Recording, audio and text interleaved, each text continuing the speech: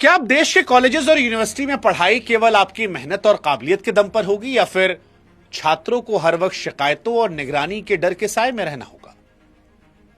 यह सवाल आज जरूरी इसलिए है क्योंकि जनवरी 2026 में यूजीसी के जो नए नियम आए उसने एक ऐसी बहस छेड़ी है जिसे अब नजरअंदाज नहीं किया जा सकता।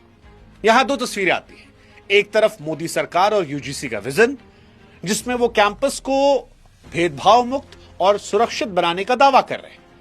वो ये लॉजिक दे रहे हैं कि हर छात्र को सम्मान के साथ पढ़ने का हक है और इसके लिए सख्त नियम जरूरी, क्योंकि समाज की कड़वी सच्चाई है कई बार पीड़ित सामाजिक दबाव में शिकायत करने से डर जाते हैं। लेकिन इस डर को दूर करने के लिए जो उन्होंने नियम कानून बनाए उसको लेकर एक दूसरा वर्ग है जो डर रहा है और वो ये सवाल पूछ रहा है कि क्या मोदी जी सवर्ण होना उनके अस्तित्व के लिए अपराध मान लिया गया है?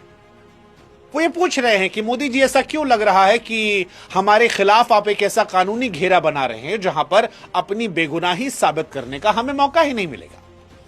अब मोदी सरकार ने डर को भगाने के लिए जो नियम बनाया उससे पैदा हुआ डर यह साबित तो नहीं करता कि नियम गलत है। हालांकि यह चर्चा जरूर छिड़ता है कि क्या यूजीसी और मोदी सरकार के नियमों को और बेहतर बनाने की जरूरत है?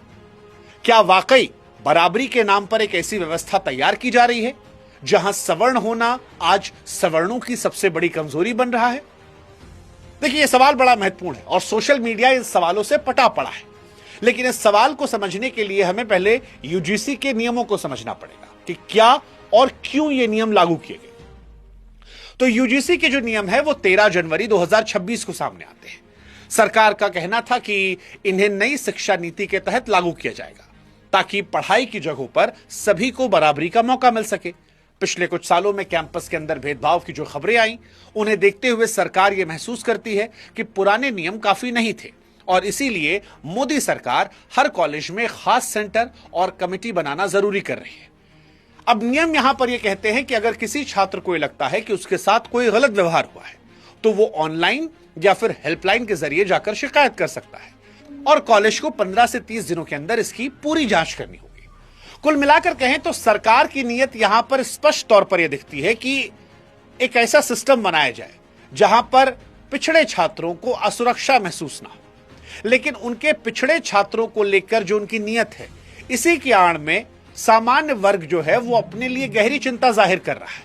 पूरी कहानी सुनने के लिए हमारे YouTube चैनल पर जाएं, शुभांकर मिश्रा YouTube पर सर्च करें और इस वीडियो को जरूर देखें। साथ ही हमारे WhatsApp चैनल से जरूर जुड़ें ताकि हमारा आपका रिश्ता और ज्यादा मजबूत हो सके।